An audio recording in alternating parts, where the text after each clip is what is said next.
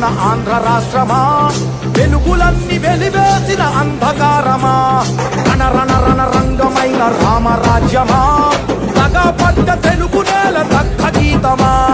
కంటి నిండా నీళ్లతో గొంతు తడుపుకోకుమా, ఇంటి చలగ చేతిలో ఇంకుతున్న తేజమా, ఆత్మగౌరవం కోసం ఎదురు తిరిగి సాగుమా.